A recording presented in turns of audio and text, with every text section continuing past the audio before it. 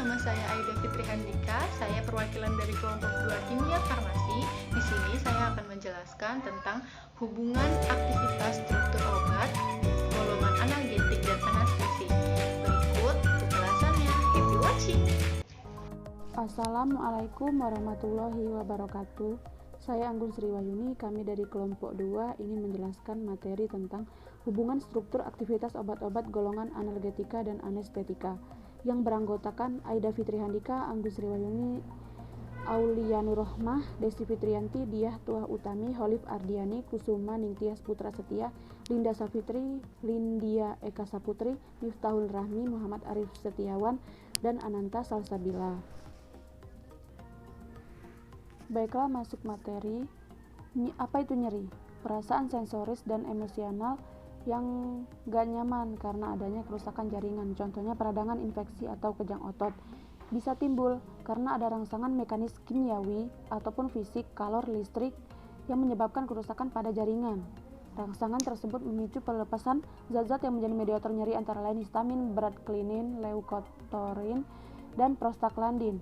Lalu mediator nyeri akan merangsang reseptor nyeri nociceptor dan ini diteruskan ke pusat nyeri di otak besar, kita akan merasa nyeri. Analgetika adalah obat yang mengurangi rasa nyeri tanpa menghilangkan kesadaran. Biasa digunakan untuk nyeri ringan, contohnya sakit kepala hingga nyeri berat. Anestetika adalah obat yang dapat menimbulkan anestesia atau depresi di susunan saraf pusat SP atau pingsan. Ini digunakan untuk menghilangkan rasa nyeri pada operasi. Selanjutnya, hubungan struktur aktivitas obat-obat golongan analgetika. Analgetika narkotika, senyawa yang dapat menekan sistem saraf pusat secara selektif, contohnya nyeri kanker, serangan jantung akut sesudah operasi, dan kolik usus atau ginjal. Penggunaan terus-menerus dapat ketergantungan atau kecanduan. Kelebihan dosis dapat menyebabkan kematian karena terjadi depresi pernapasan. Mekanisme kerjanya, adanya pengikatan obat dengan sisi reseptor khas pada sel dalam otak dan spinal cord, dihasilkan oleh efek analgesik, juga efek euforia dan mengantuk.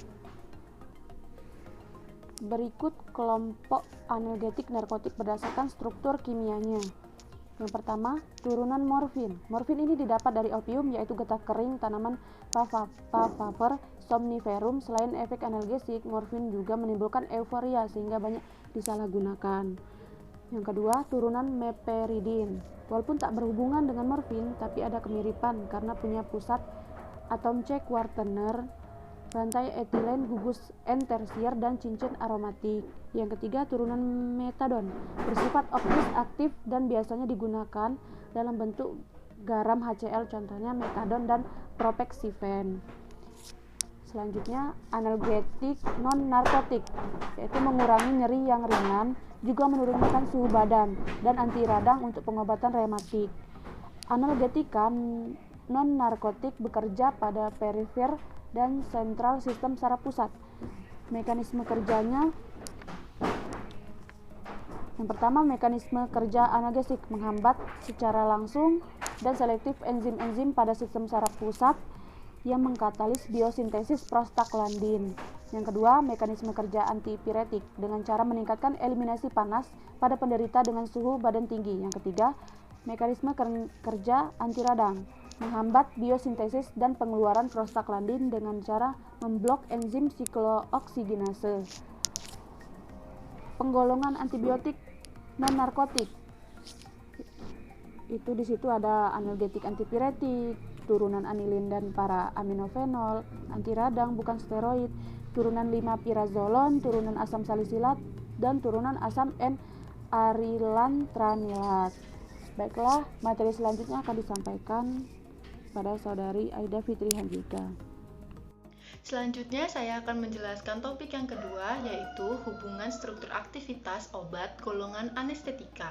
Yang pertama ada anestetika umum. Obat ini menimbulkan depresi yang di susunan saraf pusat yang bersifat reversibel.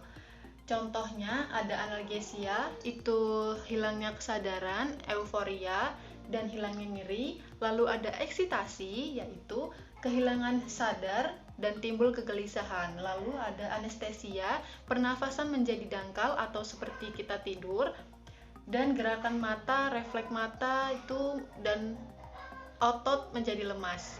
Untuk yang keempat, ada kelumpuhan sumsum tulang di mana kegiatan jantung dan pernapasan itu mempengaruhi. Lalu ada berdasarkan penggunaannya, anestesia ini dibagi menjadi beberapa golongan.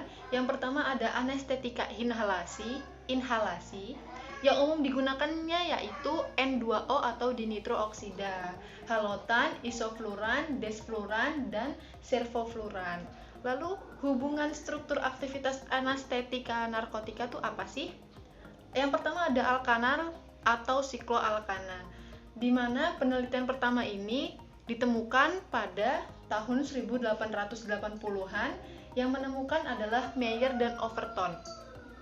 Mereka tuh menemukan adanya hubungan yang positif antara potensi anestetik dengan larutannya di minyak zaitun.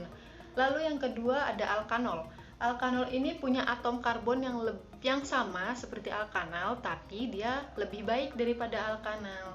Ini potensi ini dilihat pada meningkatnya rantai karbon. Gambar ada di sebelah ya. Lalu yang ketiga ada ether dan siklopropan. Itu anestesi inhalasi pertama yang dipakai pada tahun 1800 maksudnya ya. Selanjutnya ada anestesi intravena, itu yang pertama ada propofol, yang kedua etimedat, dan yang ketiga ada ketamin. Selanjutnya ada anestesi lokal, yaitu mekanisme kerjanya sudah tertera di PPT. Nanti akan saya bagikan PPT-nya supaya lebih jelas.